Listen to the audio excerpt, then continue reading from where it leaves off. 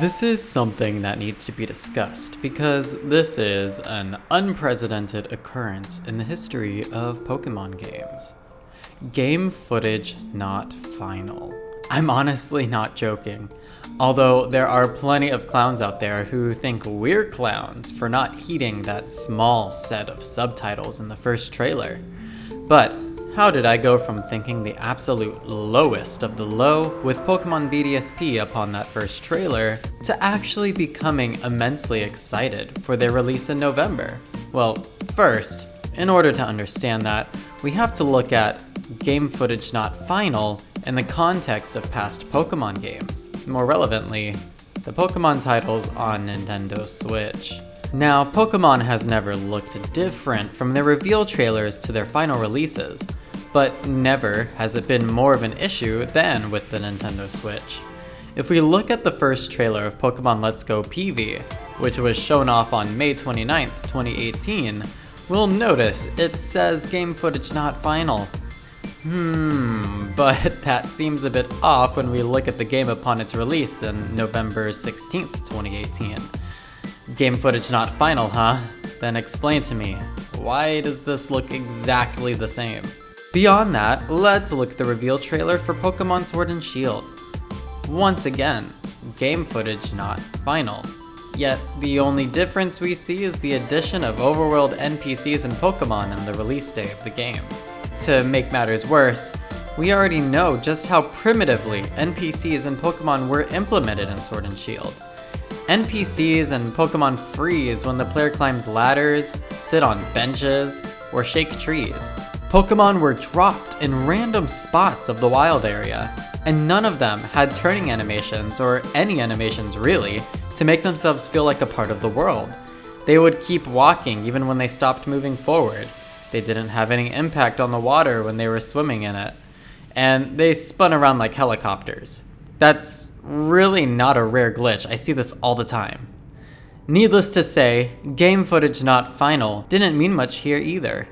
Now let's fast forward to February of 2021.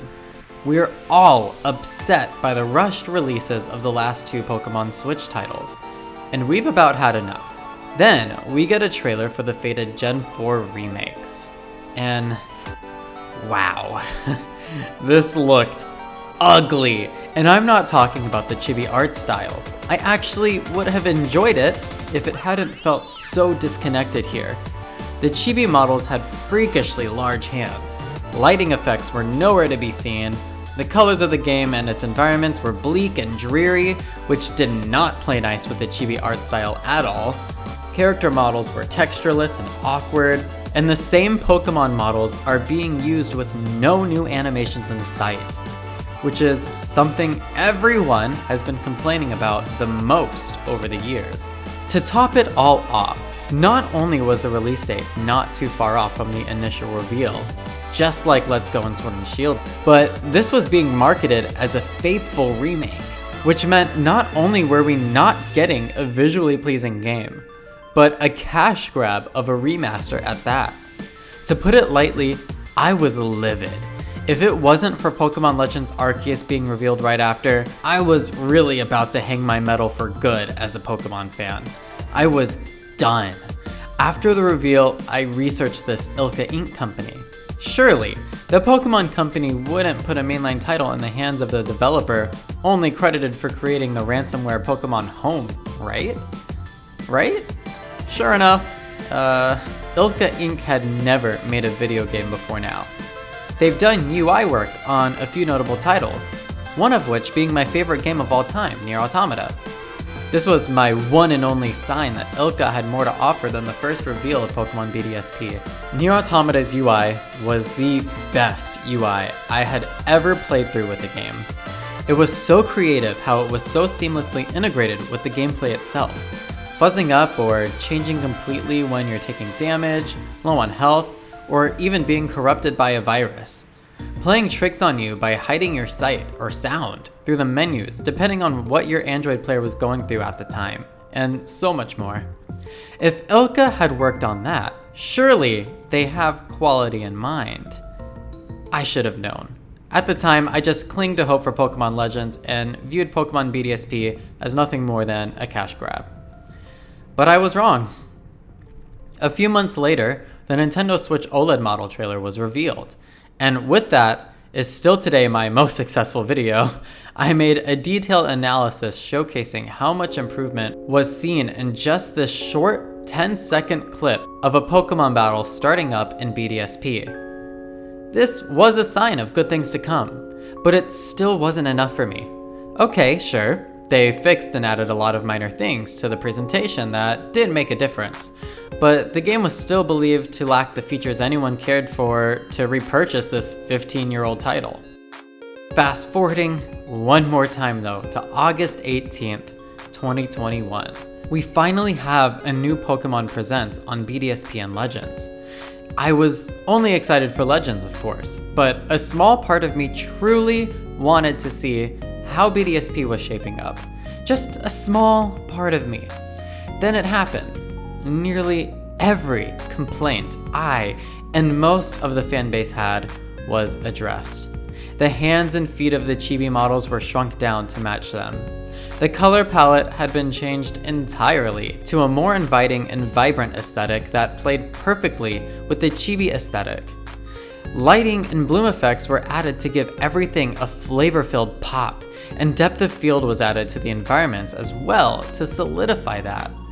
Battles and character models were redone. The game did indeed grant us new features, such as revamped Pokemon contests, character customization, and the Grand Underground including Pokemon hideaways.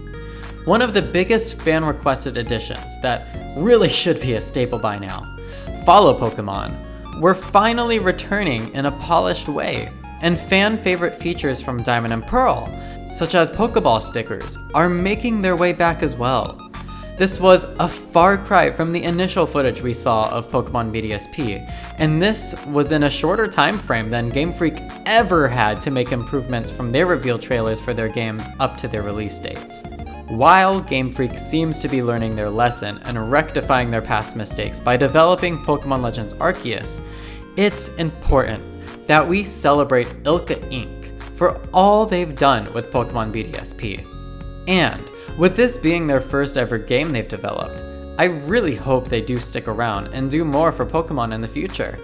Sure, BDSP does have some flaws, even still, such as Pokemon models remaining stiff, not moving their limbs when performing attacks or moving around on their axis, etc. If their first attempt at game development is this good, I can only imagine how fast they'll improve with future titles. Besides, the Pokemon models thing might be out of their control. After all, Creatures Inc. are the ones who made these models. I'm unsure if they're also the ones that animate them as well. They used to do such great animation work in the Pokepart games. I wonder what happened. But hey, at least Pokemon Legends has plenty of new animations for Pokemon. If you haven't seen all the finer details on that yet, check out my ultimate analysis on Pokemon Legends Arceus. You won't regret it. Until next time though, peace out. Please look good. Please look good. Please look good.